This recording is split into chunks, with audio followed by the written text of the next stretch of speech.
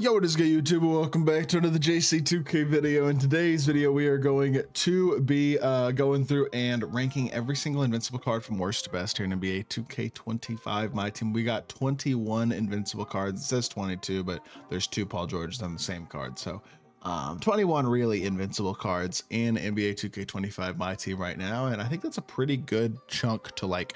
Now is a good time to go through and rank all of them from worst to best. Now I understand half these cards, more than half these cards really, are inaccessible for the average player. In fact, nearly every single one is extremely expensive, millions of MT. Like, you're not going to be able to add these cards to your lineup very easily, and I fully understand that. But at the same time, I think generally when it gets to around this point with cards, different card tiers and stuff, I feel like this is a good point of the year where it's like, yeah, let's go through and rank them from worst to best. I do this pretty consistently, so I hope y'all do enjoy the video. Before we hop into it, if you haven't already, make sure you hit that subscribe button to help me push towards the 40,000 subscriber mark on the channel. I upload every single day, multiple videos a day.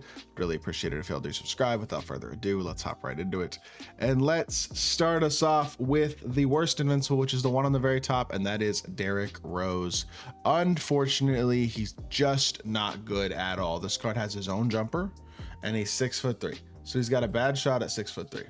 That's a no-go for the best cards in the game, most of which are near perfect in pretty much every single way. Two major flaws for Derrick Rose is not going to cut it.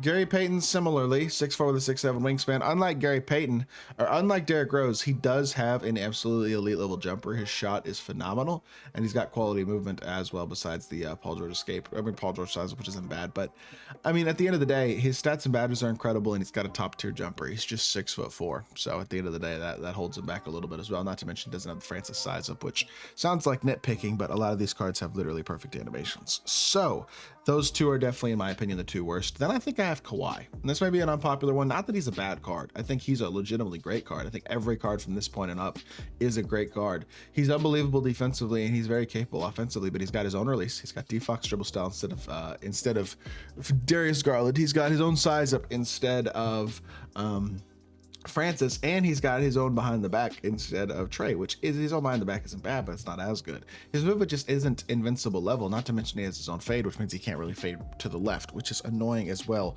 One of the only invincibles with that being the case also, so not a big fan of that card.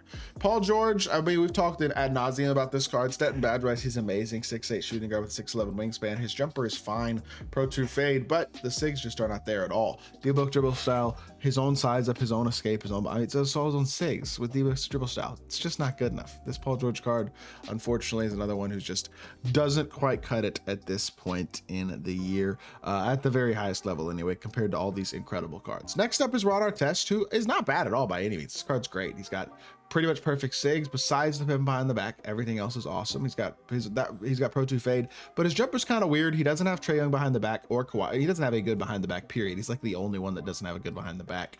Not to mention, I just think the jumper's weird. I'm not the biggest fan of it. So I think for me personally, he's definitely one of the guys who's towards the lower end on this list as well. Although again, now we're getting to the point where every card from this point on is an extremely good card. Vince Carter's really here only just because I don't like his jumper. It's inconsistent. That Oscar upper is tough to time, and for a primary ball handler, it gets on my nerves a bit to have a jumper like that, because otherwise he's a dog. His SIGs are perfect. He's even got Levine step back, which most cards on this list don't have, but I just don't love the jump shot, and at this point it becomes very, very nitpicky. I just want y'all to know that for the rest of this video.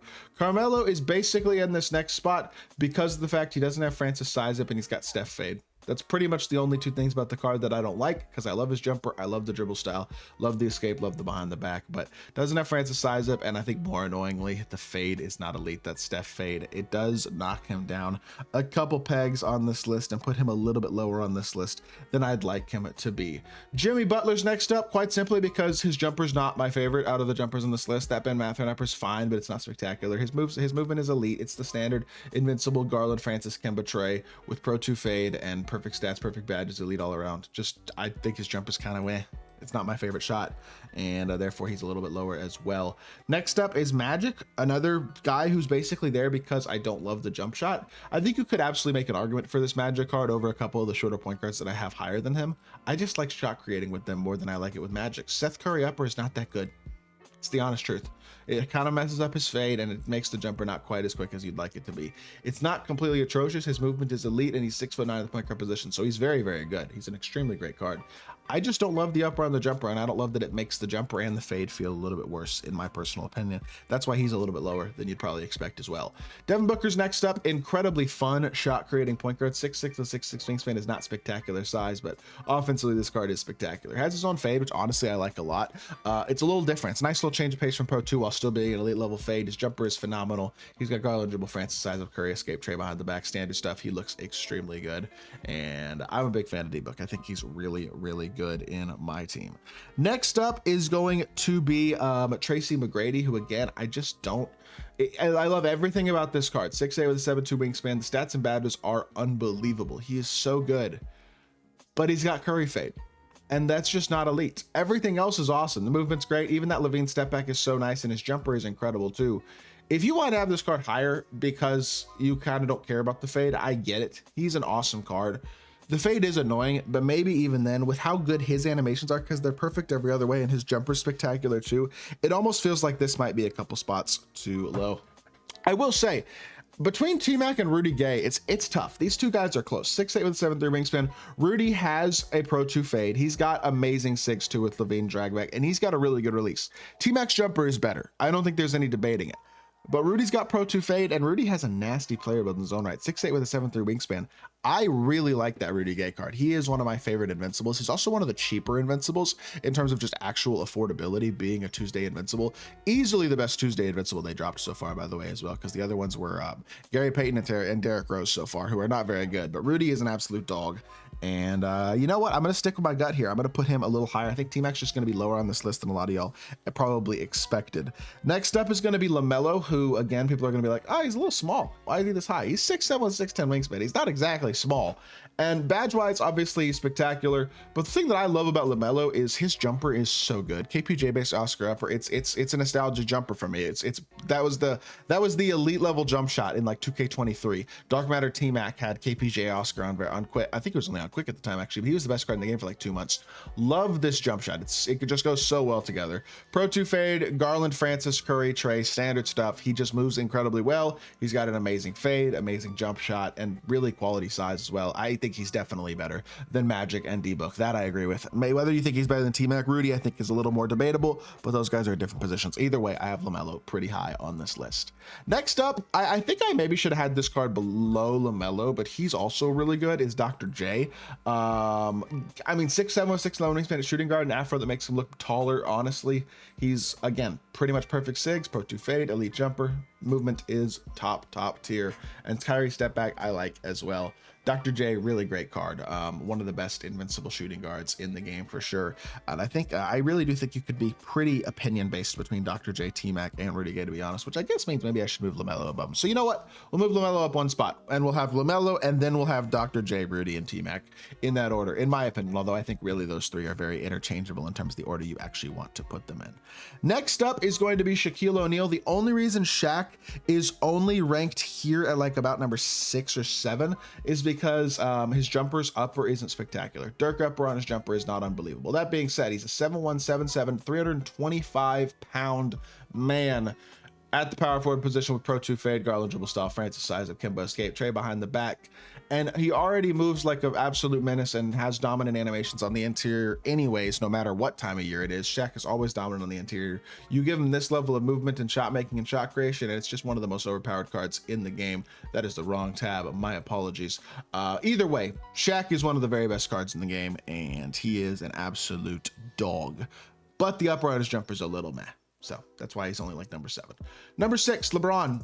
I mean, Steph based Oscar upper is a little weird. It doesn't flow quite as well as like a KPJ based Oscar upper, but the SIGs are perfect. The Pro 2 fade is there. The jumper is still super fast, super good, and he is an absolutely dominant shot creator, slasher, shooter, everything. 6'9" point guard with a 7-foot wingspan.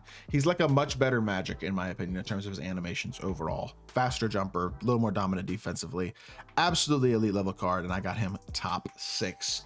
Number 5 though is going to be Giannis Antetokounmpo, and I mean, having Giannis at number 5 at this point feels insane, but these top 5 are truly ridiculous cards. It's hard to rank them. 6'11", 7'4" wingspan, 6'11" at the small forward position with pretty much perfect defense. This is one of the best cards in the game.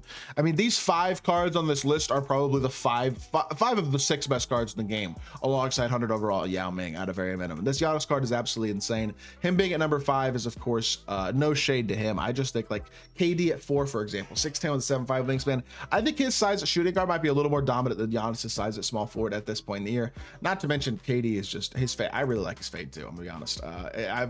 It's his own fade. It's not Pro 2, but I don't know. I like it, and his movement's perfect, and his jumper's amazing, and he's just a dog. Giannis's jumper's amazing too. Giannis is a great card, but I think I give KD the slight edge there.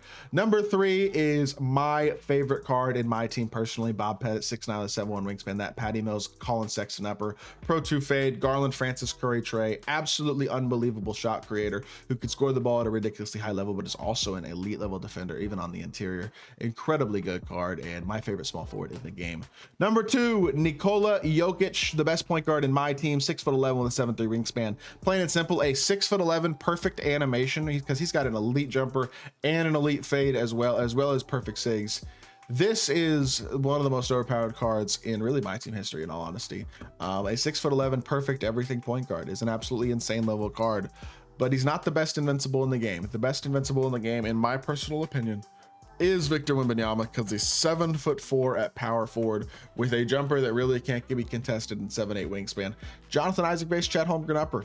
It's real good. Pro 2 fade, Garland, Francis, Kemba Trey, standard stuff, but he's 7'4", so nothing about it is standard. His dominance is unbelievable on both ends of the court. I mean, his Opal's still one of the better cards in my team, and that card doesn't have half the animations that this card has, not to mention that card's 85 speed. It's just 99 speed at 7'4" with his level of movement, shot creation, animations. Just, he is the best card in the game, and I keep switching tabs because I expect to go back to a list. My apologies, but he is the best card in the game and the best invincible card in the game as well. So with that being said, that is going to do it for this video. I hope y'all did enjoy. If you did, make sure you hit that like button, leave a comment, and subscribe. I'll be back with more 2K content very, very soon, and I appreciate y'all. Peace.